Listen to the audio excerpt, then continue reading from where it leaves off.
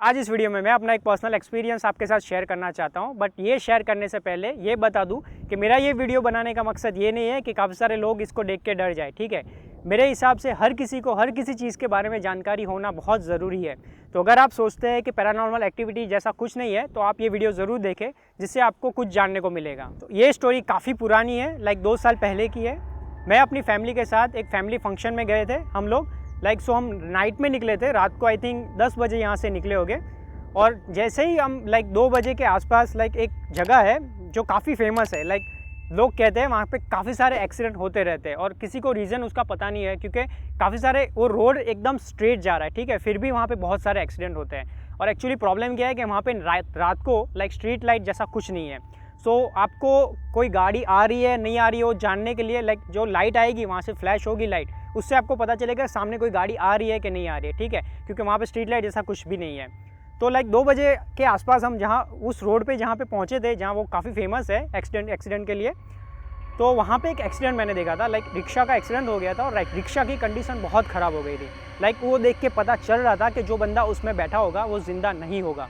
हमको क्या था, हमको नाइट को निकलना था और उसी रात नाइट को हम वापस आने वाले थे। ठीक है, जैसे ही हम रात को अहमदाबाद से वापस रिटर्न हो रहे थे, ठीक है, तो आई थिंक अराउंड 1 या 3 बजे के बीच में, मुझे एग्जैक्ट टाइम पता नहीं है, बट 1 से 3 के बजे हम उसी जगह पे पहुंच गए। ठीक है, पूरी स्ट्रीट लाइट बिल्कुल भी नहीं था, तो पूरा अंधेरा था।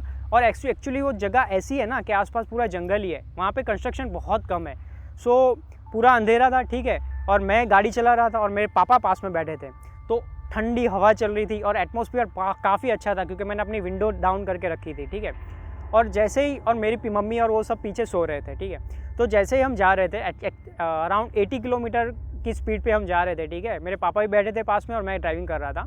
तो मैं जैसे ही चला रहा था, मुझे सामने से 3 लाइट दिखी। ठीक है, अब 3 लाइट मतलब कैसे, एक के ऊपर एक। ठीक है, राउंड शेप में थी और एक के ऊपर एक थी। ठीक है, तो मैं सोचने लगा कि यार ऐसी कौन सी कार है या मतलब ऐसी कौन सी गाड़ी है जिसका ऐसी हेडलाइट है। ठीक है, क्योंकि मैंने कभी ऐसा देखा नहीं था कि एक के ऊपर ऐसे 3 जैसी कोई भी कार या कोई भी व्हीकल मैंने कभी देखा नहीं था। तो मैं कंफ्यूज था, मैंने सोचा ये क्या होगा।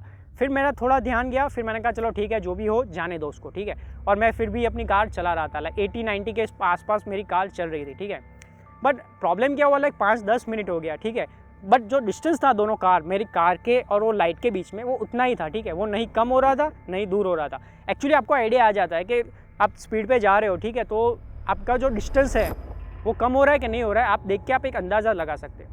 तो मैं देख रहा था बट वो डिस्टेंस कम नहीं हो रहा था, तो एक्चुअली मैं थोड़ा डर गया। ठीक है, तो मैंने अपने पापा को बोला, जो भी कार है और व्हीकल के बीच में जो डिस्टेंस है वो कम हो रहा है कि नहीं हो रहा है। तो पापा ने भी ध्यान दिया। ठीक है, पापा भी देख रहे थे कि वो डिस्टेंस कम हो रहा है कि नहीं हो रहा है। ठीक है, तो उन्होंने भी बोला कि नहीं डिस्टेंस कम नहीं हो रहा है। तो फिर मैंने अपनी कार की स्पीड 80 से 100 कर दी और कोशिश कर रहा था कि वो जो डिस्टेंस है वो कम हो जाए। ठीक है, बट वो कम हो नहीं रहा था। तो एक्चुअली एक टाइम ऐसा आया कि वो लाइट मेरे को दिखना बंद हो गया।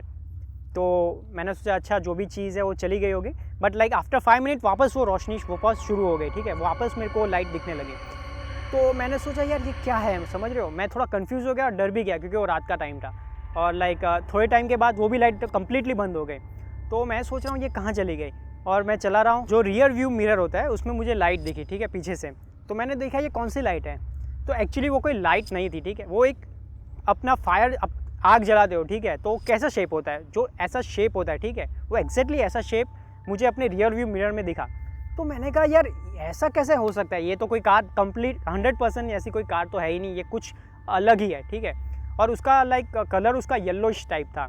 तो मैं चला रहा था और वो भी सेम, मतलब उसका भी फंडा सेम ही था, तो वो जो डिस्टेंस था वो सेम ही था। ठीक है, तो मुझे ये जानना था कि कम हो रहा है कि नहीं हो रहा है। तो मैंने फुल स्पीड पे गाड़ी चलाना शुरू कर दी। ठीक है, फिर भी वो डिस्टेंस उतना ही रहा। तो फिर मैंने अपने पापा को फिर से मैंने बोला कि पापा आप मिरर में देखो। ठीक है, वो जो डिस्टेंस है आपके हिसाब से वो कम हो रहा है कि नहीं हो रहा है। तो पापा ने भी वही बोला कि वो डिस्टेंस कम नहीं हो रहा है। तो यार मैं सोच रहा हूँ कि ये क्या चीज़ है जो फायर शेप में है। ठीक है, तो मैं बहुत कन्फ्यूज़ हो गया, मैं डर गया। ठीक है, और डर की वजह से बहुत फास्ट गाड़ी चलाने लगा। तो मेरे पापा ने भी मेरे को बोला कि बेटा धीरे चला, टेंशन मत ले, कुछ नहीं है, तू डर मत। ठीक है, तो फिर क्या हुआ कि वो जो रोशनी थी, ठीक है, जो फायर शेप में जो रोशनी आ रही थी, ठीक है, उसका कलर येलो से लेके वाइट में चेंज हो गया। वो भी मेरे आंखों के सामने, मैं देख रहा था ऐसे मिरर में, और वो येलो से होके वाइट में चेंज हो गया। ठीक है, और थोड़े टाइम के बाद वो रोशनी बंद हो गई कम्प्लीटली।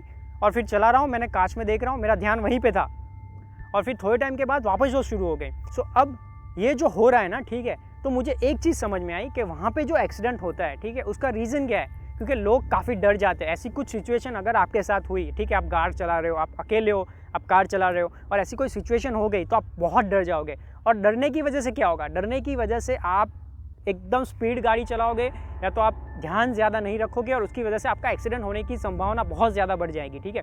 तो मेरे साथ भी ऐसा हुआ था, मैं बहुत स्पीड में चला रहा था और मेरा ध्यान पूरा रियर व्यू मिरर में ही था, मैं अपने आगे देख ही नहीं रहा था। तो मेरे पापा ने मुझे बहुत समझाया कि बेटा आगे ध्यान दे, कुछ नहीं है, तू टेंशन मत ले, ठीक है। और हमें जिस गली में जाना था उसके पहले एक गली आ रही है, वहाँ किसी का फार्म था, वहाँ पे हम पहुँच गए। तो फिर मैंने सोचा कि यार ये कहाँ पहुँच गए, तो फिर रिटर्न लिया, फिर वापस हम जाने लगे।